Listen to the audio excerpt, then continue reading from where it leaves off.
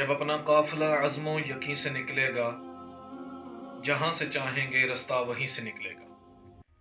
الحمدللہ، اللہ تعالیٰ کی تمام حمد و ثنا تعریف کے بعد ہم اس کے شکر گزار ہیں کہ اس نے ہمیں بہت بڑے مقصد کے لیے قبول فرمایا ہے اپنے راستے میں۔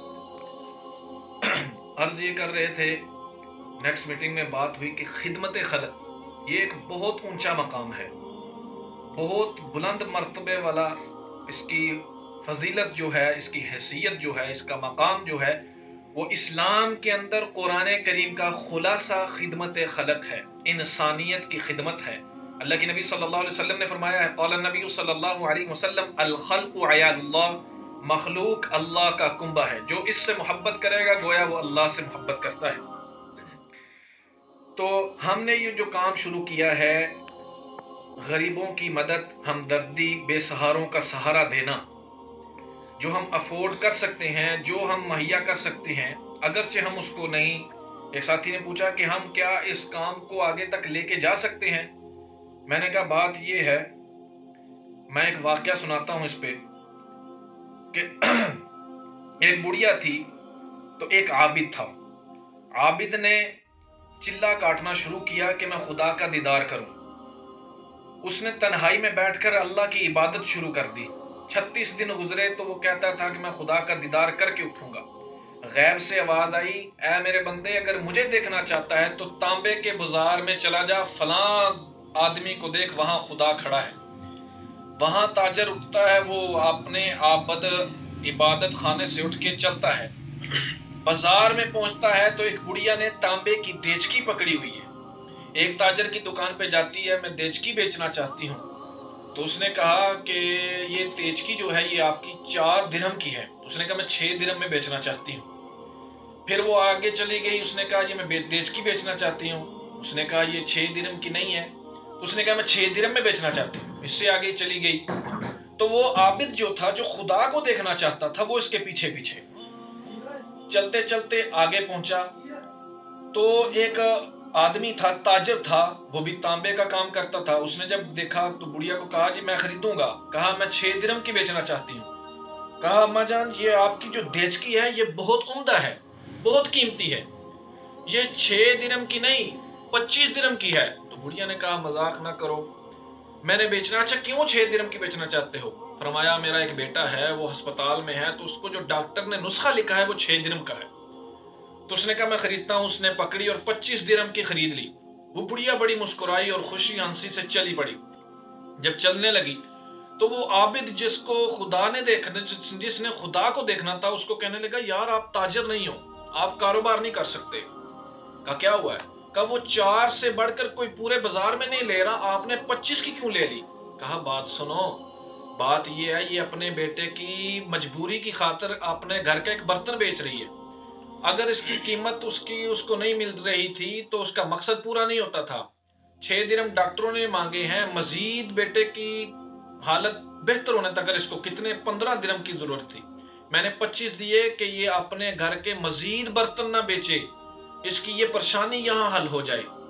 تو وہ یہی بات اس نے جب کہی تو وہ کھڑا تھا تو سوچ رہا تھا کہ یہاں اللہ نے کہا تھا کہ کوئی میں تمہیں دکھوں گا، تو غیب سے آواز آئی، اے عابد تو تنہائی میں بیٹھ کے عبادت میں مگن ہے، لیکن حقیقت میں اگر خدا کو دیکھنا ہے تو اس شخص کو دیکھ، خدا چاہتا ہے کہ گرتے ہوں کو تھامو۔ تو اس لیے غیب سے آواز آئی کہ یہی خدا ہے۔ تو گویا پتہ یہ چلا کہ اگر ہم اللہ کو راضی کرنا چاہتے ہیں تو اس کی مخلوق پر رحم کرنا پڑے گا۔ اگر ہم اللہ کو حاصل کرنا چاہتے ہیں تو اس کی مخلوق کے ساتھ بے پناہ محبت کرنی پڑے گی۔ اگر ہم اللہ کے لیے، اللہ کے حصول کے لیے، اللہ اور اللہ کے رسول کو راضی کرنا چاہتے ہیں تو پورے کا پورا خلاصہ یہ ہے۔ ایک بات میں آپ کے سامنے عرض کروں، حدیث رسول ہے، مسجد نبوی میں ابن عباس اعتکاف بیٹھے ہیں، میں اور آپ مسجد نبوی میں نہیں جا سکتے۔ ہماری یہ کیا حیثیت کہ اس دور کے اندر ہم وہاں عمرہ کرنے کے لیے بالکل نہیں جا سکتے۔ تو ابن عباس کے پاس ایک شخص آیا، کہا جی میں نے قرضہ دینا ہے تو وہ مجھے قرضہ میں دے نہیں سکتا، لہذا آپ میرے پاس ساتھ سفارش کرنے کے لیے چلے۔ انہوں نے کہا اچھا۔ وہ مسجد سے باہر نکلے تو اس شخص نے کہا آپ تو اعتکاف میں ہیں، اعتکاف بھی وہ رمضان والا افضل ہے جو فرض ہے آپ پر، ابھی آپ مسجد سے باہر نہیں نکل سکتے۔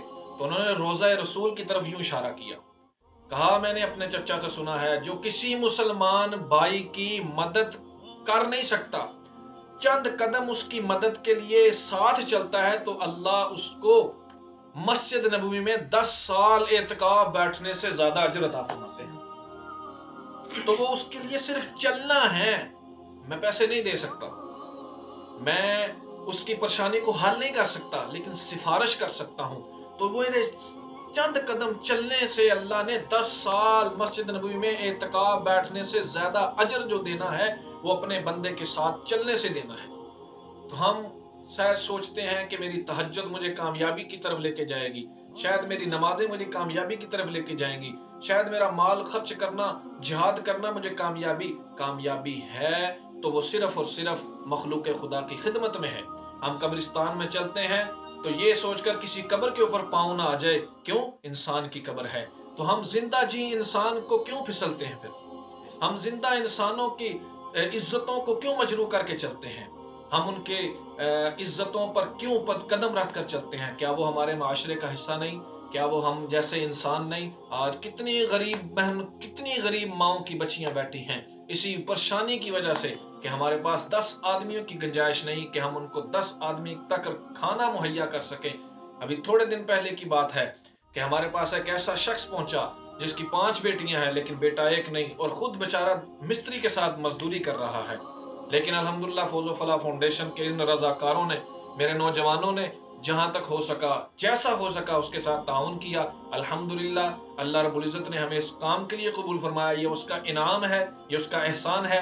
ہم دعا گو ہیں کہ اللہ ہمیں مزید اپنی مخلوق کی خدمت کے لیے قبول فرمائے، اللہ ہم سے ایسے ہی کام لیتا رہے، اللہ ہمیں ہر حاسدین کی حسد سے، ہر شریر کی شر سے ہماری حفاظت فرمائے۔ انشاءاللہ آئندہ میٹنگ میں یا آئندہ گفتگو میں اگلے پلان کے بارے میں آپ کو آگاہ کر دیا جائے گا۔